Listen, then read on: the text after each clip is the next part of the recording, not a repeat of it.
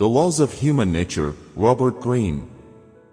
জীবনে আমরা অনিবার্যভাবে এমন কঠিন মানুষের মুখোমুখি হব যারা আমাদের হতাশ, বিচলিত, বিভ্রান্ত বা অসহায় বোধ করায়। মানুষের আচরণ কিভাবে বোঝা যায়, অন্যদের এবং নিজের আবেগ কর্মকে বোঝা যায়। মানব প্রকৃতি, আমরা যেভাবে সহজাতভাবে আচরণ করি, লক্ষ লক্ষ বছরের বিবর্তনের পরে আমাদের মস্তিষ্ক কিভাবে সংযুক্ত থাকে তার উপর নির্ভর করে।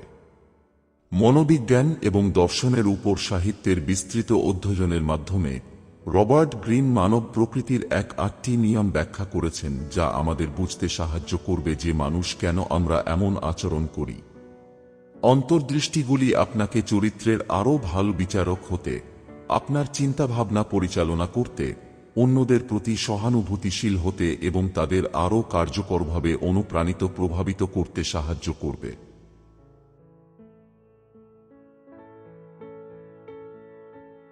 এক, অযৌক্তিকতার আইন। আপনার আবেগগত শোকে আয়ত্ত করুন। মানুষ মনে করে যে আমরা যুক্তিবাদী এবং আমাদের জীবনের নিয়ন্ত্রণে আছি, যখন বাস্তবে আমরা অযৌক্তিক আবেগ দ্বারা চালিত হই। আমরা প্রায়শই আমাদের মানসিক আবেগ দ্বারা পরিচালিত হই। আমরা আনন্দ খুঁজি, ব্যথা এড়াই এবং আমাদের অহংকারকে প্রশমিত করার জন্য কিছু করি। আবেগ এবং সচেতন চিন্তা মস্তিষ্কের বিভিন্ন অংশে অবস্থিত। আমরা প্রথমে একটি আবেগ অনুভব করি এবং তারপর সচেতনভাবে এবং প্রায়শই ভুলভাবে ব্যাখ্যা করি। এটা ভাবা সহজ যে আপনি কারো উপর রাগ করছেন কারণ তিনি একজন বোকা, আপনি স্বীকার করার চেয়ে যে আপনি অনিরাপদ এবং তার প্রতি ঈর্ষান্বিত। সংক্ষেপে, আমরা আবেগপ্রবণ প্রাণী, তবুও আমরা প্রায়শই আমাদের নিজস্ব আবেগের প্রতি অন্ধ। আপনার নিজস্ব অযৌক্তিকতা সম্পর্কে সচেতন হন, তারপর আত্মদর্শন এবং প্রতিফলনের মাধ্যমে সেগুলি শিখতে এবং পরিচালনা করতে নিজেকে প্রশিক্ষণ দিন। আরও যুক্তিসঙ্গত হয়ে উঠছে। আরও যুক্তিবাদী হতে আপনার জীবনে এই 3টি ধাপ অন্তর্ভুক্ত করুন। প্রথম, আপনার উপলব্ধি এবং প্রতিক্রিয়াগুলিকে বিকৃত করে এমন পক্ষপাত অথবা নিম্নস্তরের অযৌক্তিকতা চিনুন। এর মধ্যে রয়েছে 1, নিশ্চিতকরণ পক্ষপাত। আপনার নিজস্ব বিশ্বাস নিশ্চিত করার জন্য প্রমাণের উপর মনোযোগ দেওয়ার সময় আপনি যুক্তিবাদী বলে মনে করা। 2, দৃঢ় বিশ্বাস পক্ষপাত। আপনার সন্দেহ দূর করার জন্য দৃঢ়তার সাথে আপনার মতামত রক্ষা করা। 3, চেহারা পক্ষপাত। আপনার দ্বারা বিভ্রান্ত হওয়ার সময় আপনি লোকেদের পড়তে পারেন বলে মনে করা। 4, গোষ্ঠী পক্ষপাত। আপনার দলকে অনুসরণ করার সময় আপনার ধারণাগুলি মৌলিক বলে মনে করা। 5, শ্রেষ্ঠত্ব পক্ষপাত। আপনি অন্যদের চেয়ে ভালো এবং আরও যুক্তিসঙ্গত বলে মনে করা। এবং 6, দোষারোপ পক্ষপাত। আপনার নিজের ব্যর্থতা এড়ানো এবং অন্যদের দোষ দেওয়া। দ্বিতীয়, প্রদাহজনক কারণগুলি অথবা উচ্চস্তরের অযৌক্তিকতা থেকে সাবধান থাকুন, যা নির্দিষ্ট অনুভূতিগুলিকে ডেকে আনে এবং তীব্র করে তোলে। এগুলি হতে পারে 1, শৈশবের স্মৃতি যা শক্তিশালী ইতিবাচক নেতিবাচক অনুভূতির সূত্রপাত করে। 2, হঠাৎ লাভ ক্ষতি যা চরম আশাবাদ বা হতাশাবাদ নিয়ে আসে। 3, চরম চাপ যা আমাদের আত্মরক্ষামূলক করে তোলে। 4, এমন ব্যক্তিরা যারা আমাদের অন্যদের মধ্যে তীব্র অনুভূতি জাগিয়ে তোলে। এবং 5, বৃহৎ গোষ্ঠী থেকে সংক্রামক আবেগ। এই কারণগুলি থেকে সাবধান থাকুন, নিজেকে বিচ্ছিন্ন করুন এবং অন্তর্নিহিত উৎসগুলি বিবেচনা করুন। তৃতীয়, তোমার যুক্তিবাদী স্বভাব বিকশিত করো। 1, চাপের সময় নিজেকে পর্যবেক্ষণ করো। 2, তোমার অনুভূতির মূল পরীক্ষা করো এবং তোমার পর্যবেক্ষণ লিপিবদ্ধ করো। 3, সাড়া দেওয়ার আগে অপেক্ষা করো। 4, অযৌক্তিক মানুষকে জীবনের বাস্তবতা হিসেবে গ্রহণ করো বনাম ব্যক্তিগতভাবে নেওয়া।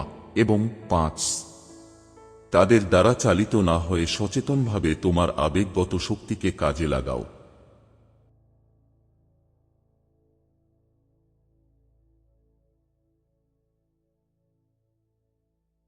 2 চ্যাপ্টার, নার্সিসিজমের আইন, আত্মপ্রেমকে সহানুভূতিতে রূপান্তর করুন।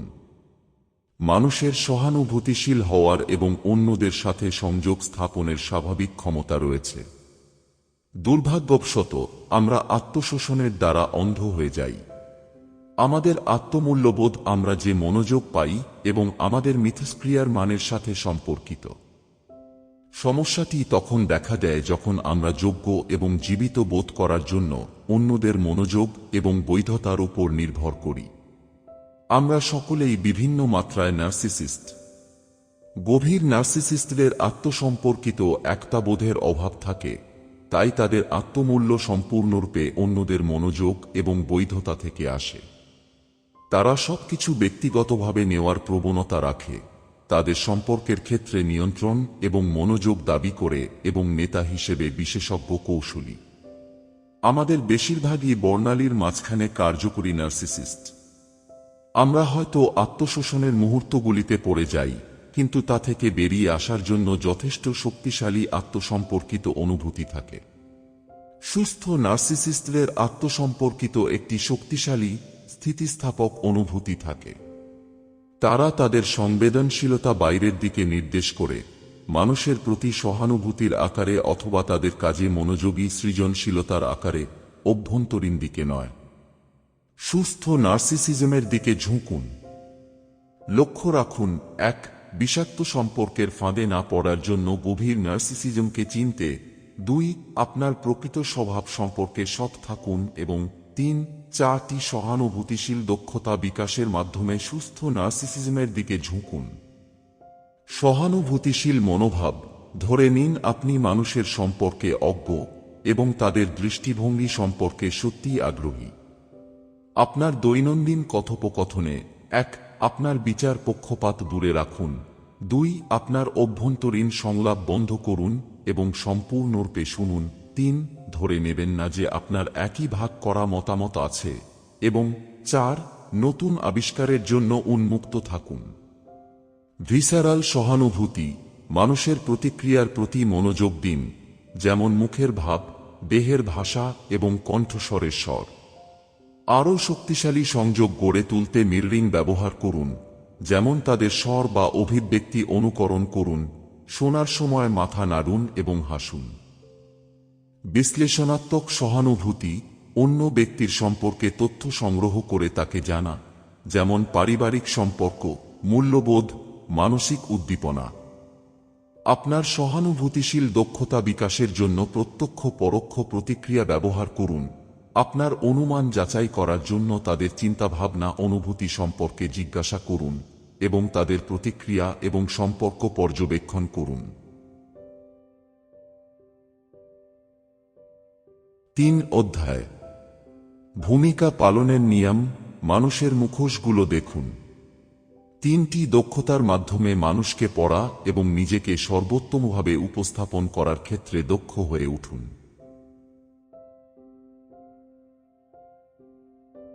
4 অধ্যায়। বাধ্যতামূলক আচরণের নিয়ম। মানুষের চরিত্র সম্পর্কে জানুন। কার সাথে কাজ করবেন, সঙ্গী করবেন তা বেছে নেওয়ার সময় চেহারার বাইরে তাকাতে শিখুন।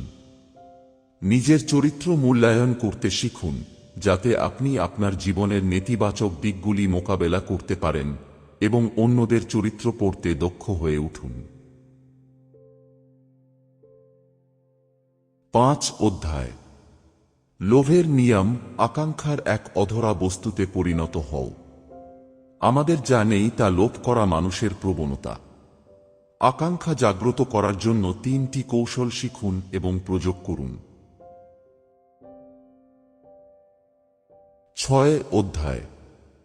অদূরদর্শিতার নিয়ম। আপনার দৃষ্টিভঙ্গি উন্নত করুন। আপনার সামনে যা আছে তাতে প্রতিক্রিয়া দেখানোর পরিবর্তে পিছিয়ে এসে বৃহত্তর চিত্রটি বিবেচনা করতে শিখুন। অদূরদর্শিতার 4টি লক্ষণ চিনুন এবং তা কাটিয়ে উঠুন। 7 অধ্যায়। প্রতিরক্ষার নীতি। মানুষের আত্মমতামত নিশ্চিত করুন। কাউকে প্রভাবিত করার জন্য আপনি কতটা ভালো তা দেখানোর চেষ্টা করবেন না বা সরাসরি তাদের চ্যালেঞ্জ করবেন না। পরিবর্তে তাদের প্রতিরক্ষাকে নরম করার জন্য 5টি কৌশল ব্যবহার করুন, তাদের আত্মমতামত যাচাই করে এবং এর সাথে আপনার ধারণাকে সামঞ্জস্য করে। 8 অধ্যায় আত্মনাশকতার নিয়ম। আপনার মনোভাব আপনার পরিস্থিতিকে রূপ দেয়। আমাদের মনোভাব, আমরা কিভাবে ঘটনা মানুষকে ব্যাখ্যা করি এবং প্রতিক্রিয়া জানাই, তা প্রভাবিত করে, ফলে একটি আত্মতৃপ্তিদায়ক প্রভাব তৈরি হয়। আপনার পরিস্থিতি উন্নত করতে 5টি সংকুচিত মনোভাব কাটিয়ে উঠুন এবং বিস্তৃত মনোভাব গ্রহণ করুন। 9 অধ্যায় দমনের নিয়ম। আপনার অন্ধকার দিকটির মুখোমুখি হন।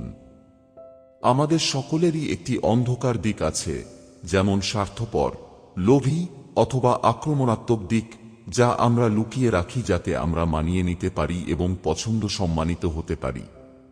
অন্ধকার দিকটি লুকিয়ে রাখে এমন 7টি সাধারণ জোরালো বৈশিষ্ট্য চিনুন এবং 4টি ধাপ অনুসরণ করে আপনার সৃজনশীল শক্তির পূর্ণ ব্যবহার করুন এবং একজন সমন্বিত মানুষ হয়ে উঠুন। 10 অধ্যায় ঈর্ষার নিয়ম। ভঙ্গুর অহংকার থেকে সাবধান থাকুন। মানুষ ক্রমাগত নিজেদেরকে একে অপরের সাথে তুলনা করে এবং আমাদের নিজস্ব ঈর্ষাকে অস্বীকার করে।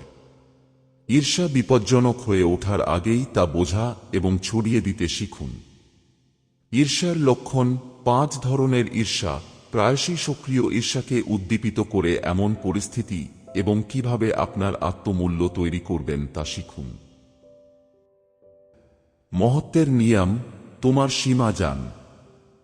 মানুষ নিজেদেরকে এতটাই উচ্চ ভাবতে চায় যে আমরা নিজেদের শ্রেষ্ঠত্ব কল্পনা করতে থাকি।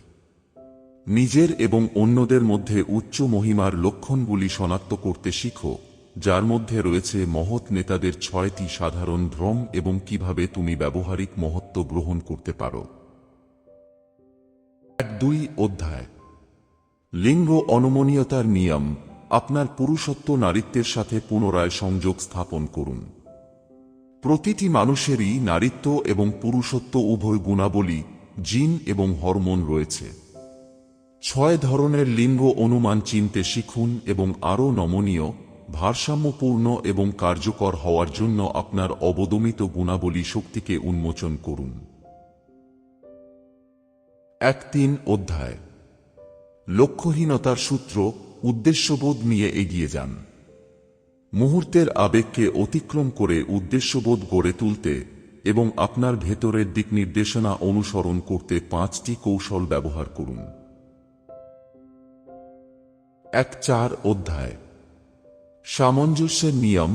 দলগুলোর নিম্নমুখী টান প্রতিরোধ করুন। আমরা বিশ্বাস করতে পছন্দ করি যে আমরা স্বাধীন এবং প্রগতিশীল, কিন্তু আমরা আমাদের দলের সাথে সামঞ্জস্য না করে থাকতে পারি না। দলগুলোর দ্বারা আপনি কিভাবে পৃথকভাবে প্রভাবিত হন তা জেনে দলগত বুদ্ধিমত্তা বিকাশ করুন এবং যে কোনো দলের গতিশীলতা প্যাটার্নগুলি চিনুন। তারপর ঊর্ধ্বমুখী টান সহ সুস্থ দল গড়ে তোলার জন্য 5টি কৌশল ব্যবহার করুন। 5 অধ্যায় চঞ্চলতার নিয়ম। তাদেরকে তোমার অনুসরণ করতে উৎসাহিত করো। আমরা বিশ্বাস করতে চাই যে আমাদের আবেগ বিশুদ্ধ এবং সরল, যখন আমরা আসলে বেশিরভাগ বিষয়ে, এমনকি আমাদের নেতাদের প্রতিও দ্বিধাগ্রস্ত থাকি। 8টি কৌশলের মাধ্যমে তোমার কর্তৃত্ব প্রতিষ্ঠা করতে শিখো এবং তোমার অভ্যন্তরীণ কর্তৃত্ব গড়ে তুলো। 6 অধ্যায় আগ্রাসনের নিয়ম। সম্মুখভাগের পিছনে শত্রুতা দেখুন। আপাতদৃষ্টিতে মানুষ বন্ধুত্বপূর্ণ এবং সভ্য বলে মনে হয়, কিন্তু মুখোশের আড়ালে প্রত্যেকেরই কিছু আক্রমণাত্মক শক্তি থাকে। দীর্ঘস্থায়ী আক্রমণকারীদের চিনতে এবং পরিচালনা করতে শিখুন। নিষ্ক্রিয় আগ্রাসনের বিরুদ্ধে লড়াই করুন। আপনার নিজস্ব আক্রমণাত্মক প্রবণতা সম্পর্কে সচেতন থাকুন এবং আপনার দৃঢ় শক্তির 4টি ইতিবাচক দিক ব্যবহার করুন। 7 অধ্যায় প্রজন্মগত দৃষ্টিভ্রমের নিয়ম। ঐতিহাসিক মুহূর্তটি কাজে লাগান। আমরা যে প্রজন্মের মধ্যে জন্মগ্রহণ করেছি তার দ্বারা আমরা দৃঢ়ভাবে সংজ্ঞায়িত। ইতিহাস কিভাবে 4 প্রজন্ম ধরে চক্রাকারে চলে তা উপলব্ধি করুন। আপনার প্রজন্মের চেতনা আপনাকে কিভাবে প্রভাবিত করে এবং বৃহত্তর প্রজন্মগত ধরনগুলিতে আপনি কিভাবে কোথায় ফিট হন তা বুঝুন। তারপর সময়ের চেতনাকে কাজে লাগানোর জন্য বেশ কয়েকটি কৌশল ব্যবহার করুন। 1.8 অধ্যায় মৃত্যু অস্বীকারের আইন। সাধারণ মৃত্যুহার নিয়ে চিন্তা করুন। মৃত্যুর চিন্তা এড়িয়ে যাওয়ার পরিবর্তে বিপরীতমুখী মৃত্যুর প্রভাবকে কাজে লাগান।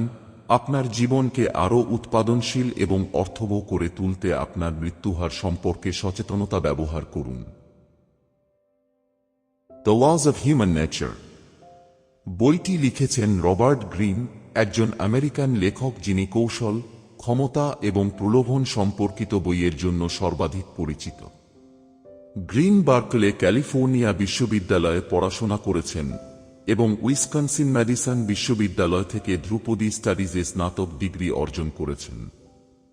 লেখক হওয়ার আগে গ্রিন অনুমান করেন যে তিনি ৮০টি কাজ করেছেন, যার মধ্যে একজন নির্মাণ কর্মী, অনুবাদক, ম্যাগাজিন সম্পাদক এবং হলিউড চলচ্চিত্র লেখক হিসেবেও কাজ করেছেন।